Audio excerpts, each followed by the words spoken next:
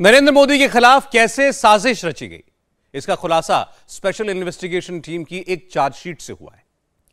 Ahmedabad sessions court में SIT ने 100 पन्नों से ज्यादा की चार्जशीट फाइल की है।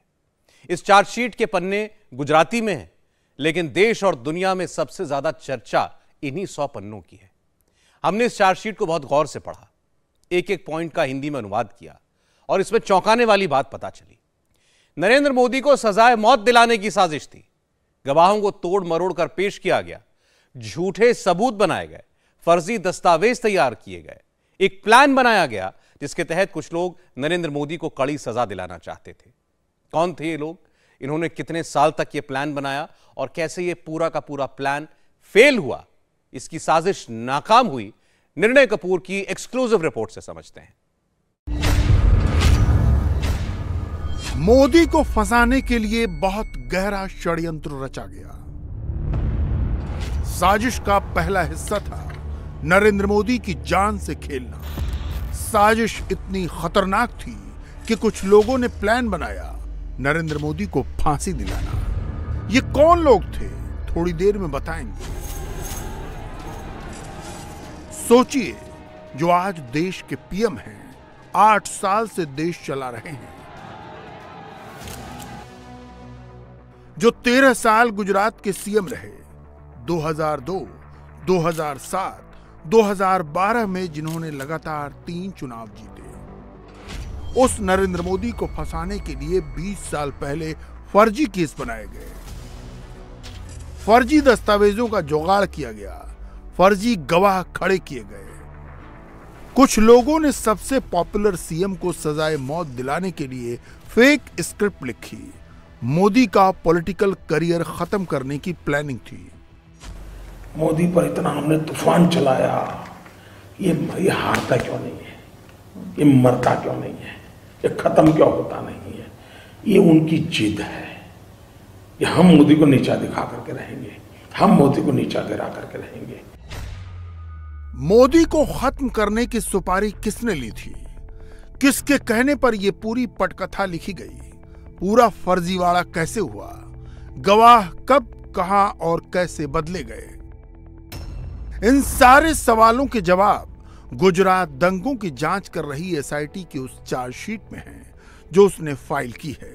यह चार्जशीट वैसे तो गुजराती में है, मगर इसका हिंदी अनुवाद पढ़ेंगे तो आपके भी पैरों तले जमीन खिसक जाएगी। तो चलिए एक एक करके इस चार्जशीट के सारे पन्ने खंगालते हैं। किस पन्ने में क्या लिखा है, मोदी को फंसाने की साजिश रचने वाले किस कैरेक्टर के बारे में क्या कहा गया है, 1 बाय 1 आपको हर सवाल का जवाब देते हैं। मोदी को फिनिश करने के लिए जो फेक स्क्रिप्ट लिखी गई, उसकी राइटर तीस्ता सीतलवाड़ थी। मोदी को रास्ते से हटाने वाली तीस्ता की टीम के 2 अहम खिलाड़ी थे, retired DGP RB Shri Kumar और former IPS officer Sanjiv Bhatt. इन दोनों के अलावा एक तीसरा नाम भी था और वो थे कांग्रेस के पूर्व नेता और सोनिया गांधी के करीबी अहमद पटेल, जो अब इस दुनिया में नहीं है।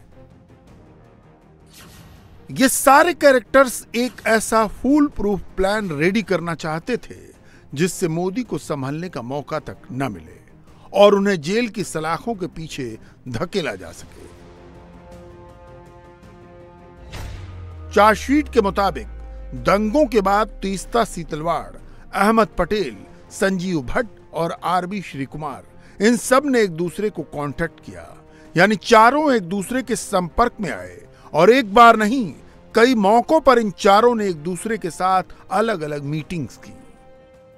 तीस्ता सीतलवाड़ और अन्य 2 एक्यूज आरबी श्री कुमार और संजीव भट्ट, ये सबसे पहली बार गुजरात दंगों के करीब 4 महीने बाद दिल्ली में अहमद पटेल के घर पर मिले थे और वहीं पे इन्होंने मिलकर के पूरी साजिश को कैसे अंजाम दिया जाएगा इसकी प्लानिंग की। और उसके बाद कई बार तीस्ता सीतलवाड़ इन दोनों एक्यूज के घर पर उनसे मिली और अक्सर उसमें यही बात होती थी कि कैसे दंगा पीड़ितों के नाम पे ज़्यादा से ज़्यादा फंड इकट्ठा किया जाए और उसको तत्कालीन मुख्यमंत्री नरेंद्र मोदी के खिलाफ साजिश में एक पुख्ता केस तैयार करने में, जो कि झूठे तथ्यों के आधार पर पूरा बुना गया था, उसको तैयार किया जाए।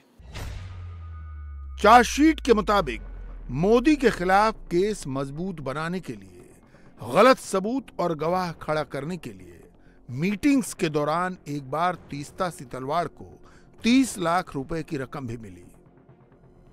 इसके बाद तीस्ता सीतलवाड़ ने citizen for justice and peace नाम की संस्था की आड़ में आरबी श्री कुमार, संजीव भट्ट और कांग्रेस के साथ मिलकर दंगों के पीड़ितों को कांटेक्ट किया। सारा खेल यहीं से शुरू हुआ। चार्जशीट के मुताबिक दंगा पीड़ितों के दिमाग में फोर्सफुली ये बात डालने की कोशिश की गई कि गुजरात उनके लिए सेफ नहीं है, उन्हें यहां इंसाफ नहीं मिलेगा। पीड़ितों पर दबाव बनाकर उन्हें अपना केस गुजरात के बाहर ट्रांसफर कराने के लिए फोर्स किया गया। चार्जशीट में एक चौंकाने वाली बात यह भी है कि तीस्ता एंड गैंग ने दंगा पीड़ितों को पैसों का लालच तक दिया। चार्जशीट के मुताबिक मोदी के खिलाफ केस मजबूत करने के लिए गलत नाम जोड़कर फेक गवाह भी खड़े किए गए, पीड़ितों से फैक्ट छिपाए गए, गलत एफिडेविट बनाकर उन्हें भ्रमित किया गया। और सबसे बड़ी बात यह कि अंग्रेजी में रॉन्ग फैक्ट्स वाले शपथ पत्र तैयार करवाए गए। शपथ पत्र में अंग्रेजी में क्या टाइप किया गया है या एफिडेविट में क्या लिखा गया है, यह दिखाए बिना और कम पढ़े लिखे या अंग्रेजी न जानने वाले पीड़ितों को बताए बिना तैयार कर दिए गए। चार्जशीट के मुताबिक होता यह था कि तीस्ता जो एफिडेविट तैयार करती थी उसे दंगा पीड़ितों से नोटरी करवाकर अपने पास रख लेती थी। 2002 से 2012 तक बिना किसी रोक टोक के वो ये सब नॉन स्टॉप करती रही। साधारण भाषा में समझें तो दंगा पीड़ितों को पता ही नहीं था कि तीस्ता उनके नाम पर किस तरह का बयान लिख रही है, मोदी के खिलाफ कौन सी स्क्रिप्ट फिट कर रही हैं। आज सुप्रीम कोर्ट ने यह भी कह दिया कि जाखिया जाफरी किसी और के निर्देशन पर काम करती थी।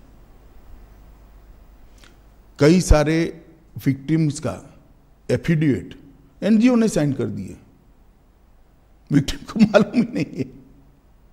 आपके हिसाब से किसने किया, क्यों किया जाकिया जाफरी के? सब जानते हैं ना कि तीस्ता सीतलवाड़ जी की एनजीओ ये सब कर रही थी, केवल और केवल। और उस वक्त जो यूपीए की सरकार आई उसने ढेर सारी मदद करी है तीस्ता सीतलवाड़ की एनजीओ को, ढेर सारी मदद करी है, सबको मालूम है, पूरे लुटियन दिल्ली को मालूम है। गुजरात में तो आपकी सरकार थी, इतने गुजरात में हमारी सरकार थी, मगर जो एनजीओ था उसको भारत सरकार ने मदद करी है, सब जानते हैं।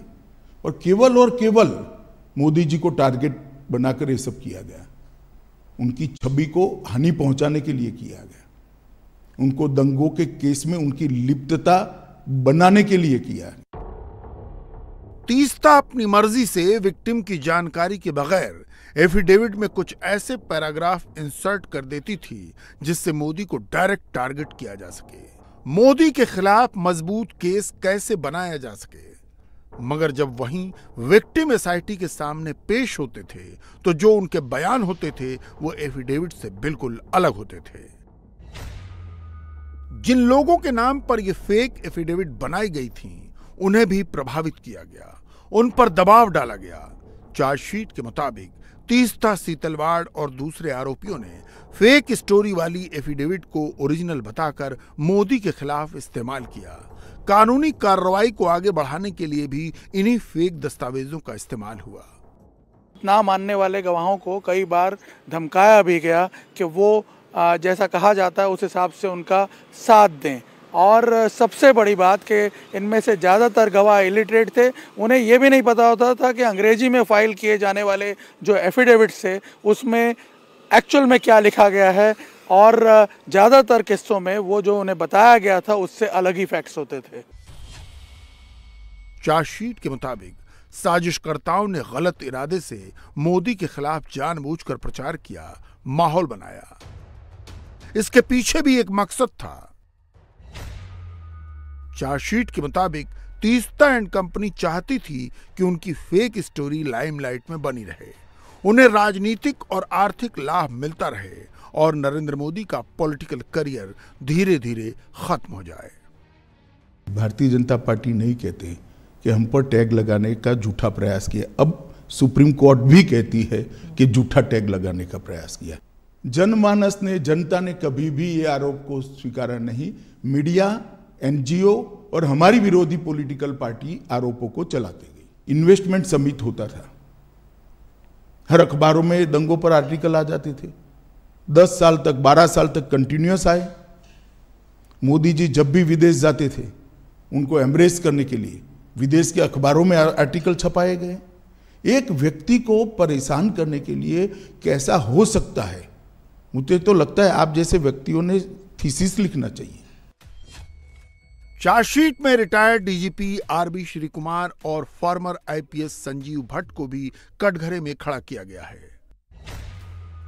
कहा गया है कि उस वक्त राज्य सरकार का हिस्सा होने के बावजूद आरबी श्री कुमार और संजीव भट्ट ने तीस्ता सीतलवाड़ के लिए फेक डॉक्यूमेंट्स तैयार किए और उन्हीं फर्जी दस्तावेजों को ऑफिशियल एंट्री के तौर पर ऐड कर दिया गया।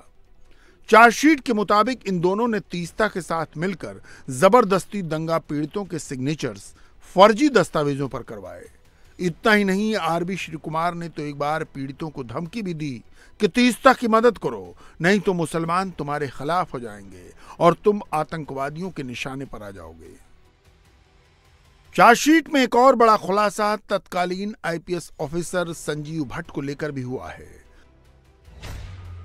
चार्जशीट के मुताबिक संजीव भट्ट ने 27 फरवरी 2002 के 9 साल बाद गलत दावा किया था कि वो चीफ मिनिस्टर के घर पर 27 फरवरी के दिन बुलाई गई मीटिंग में हाजिर थे और तत्कालीन सीएम मोदी ने उनके सामने कहा था कि हिंदुओं को गुस्सा निकालने दो। चार्जशीट के मुताबिक सच्चाई यह है कि संजीव भट्ट उस दिन चीफ मिनिस्टर की मीटिंग में हाजिर ही नहीं था। संजीव भट्ट ने वो बातें सिर्फ मोदी के खिलाफ तैयार की गई फेक केस मजबूत करने के लिए कही थी और वो खुद इस फेक स्टोरी में न फंसे, इसके लिए संजीव भट्ट ने दूसरे लोगों पर भी दबाव बनाया। चार्जशीट के मुताबिक अपनी कहानी मजबूत करने के लिए संजीव भट्ट ने उसकी बात न मानने वालों का अपहरण भी करवाया और उनकी इच्छा के खिलाफ फेक एफिडेविट बनवाया। चार्जशीट की एक और बड़ी बात, 27 फरवरी 2002 को संजीव भट्ट ने अपनी मोबाइल लोकेशन उस वक्त के सीएम मोदी के घर पर एस्टैब्लिश करने की भी फर्जी कहानी बनाई। जांच में शामिल दूसरे लोगों को अपने पाले में करने की कोशिश की। कुछ लोगों ने उस आरोपों को पॉलिटिकली मोटिवेटेड तरीके से लगाया था। आरोप क्या था? दंगे मोटिवेटेड थे, दंगों में राज्य सरकार का हाथ था, दंगों में मुख्यमंत्री का हाथ था, यहां तक भी कह गए। आरोप यह था भारतीय जनता पार्टी की विरोधी राजनीतिक पार्टियां, कुछ आइडियोलॉजी के लिए राजनीति में आए हुए पत्रकार और कुछ एनजीओ ने मिलकर, ये त्रिकूट ने मिलकर ये आरोपों को इतना प्रचारित किया और इसका इकोसिस्टम भी इतना मजबूत था कि धीरे धीरे झूठ को ही सब सत्य मानने लगे। उस वक्त जो इकोसिस्टम बनी थी, वो इकोसिस्टम ने एक झूठ के पुलिंदे को इतना हवा बनाकर जनता के सामने खड़ा कर दिया कि इसकी इन्फ्लुएंस में सभी लोग थे, शायद कोर्टें भी होगी। सोचिए, कुछ लोगों ने मिलकर मोदी के खिलाफ कितनी शातिर चाल चली थी। गवाह बदल दिए गए, गवाही बदल दी गई, फर्जी स्क्रिप्ट लिख दी, फेक सबूत इकट्ठा कर लिए। ये वही चेहरे हैं जिन्होंने कई सालों तक मोदी के खिलाफ झूठा नैरेटिव क्रिएट किया, दंगा पीड़ितों को फुसलाया, बहलाया, धमकाया। नेशनल इंटरनेशनल मीडिया में मोदी के खिलाफ झूठी कहानियां बनाई गई, देश और दुनिया को वही फेक स्टोरी सुनाई गई, मगर सच नहीं बताया गया। गुजरात का सच क्या है, यह बाद में खुद मोदी को बताना पड़ा। फेक स्क्रिप्ट राइटर्स का कच्चा चिट्ठा कैमरे पर खोलना पड़ा।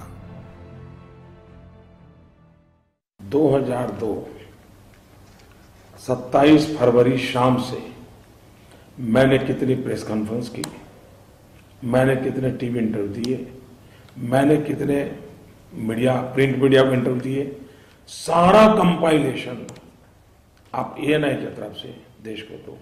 हिंदुस्तान का कोई टॉप मोस्ट जर्नलिस्ट नहीं होगा जिसको मैंने इंटरव्यू नहीं दिया है। हिंदुस्तान का कोई टॉप मोस्ट अखबार नहीं होगा जिसको मैंने जवाब नहीं दिए। सबको जवाब दिए, सबको दिए हैं, हर सवाल का जवाब दिया है। 2002 से 2007 तक देता रहा। बाद में मैंने देखा कि ये कोई सत्य जानने की कोशिश नहीं है, ये कोई अननोन कोई दुनिया है जो कुछ न कुछ षड्यंत्र कर रही है। फिर मुझे लगा कि जितना कहना था कह चुका। जनता की अदालत में बिल्कुल सोने की तरह निकल करके बाहर आ गया। सुप्रीम कोर्ट में मामला बिल्कुल सोने की तरह निकल करके बाहर आया। तो किसी भी व्यक्ति की कसौटी करने के लिए जितने अवेलेबल माध्यम है उन सबसे मैं निकल चुका हूं, सबसे निकल चुका हूं। और इसलिए मैं मानता हूं जिनकी गाड़ी यहां अटकी है वो अपना, उनका तो रोजी रोटी हो गई, करते रहे, मुझे कोई इतराज नहीं है। लेकिन मुझे अब इसमें समय बर्बाद नहीं करना चाहिए। मुझे देश की जनता के लिए बहुत सारे काम करने हैं। सच तो यह है कि ये मोदी के वही दुश्मन है, ये वही इकोसिस्टम है जो उस वक्त के गुजरात के मुख्यमंत्री को भी अपने रास्ते से हटाना चाहता था। और आज देश के प्रधानमंत्री नरेंद्र मोदी को भी अपने रास्ते से हटाकर कुर्सी हासिल करना चाहता है। इंडिया टीवी हर वक्त हर जगह डाउनलोड करने के लिए सर्च करें India TV news Google play store या ऐप स्टोर पर।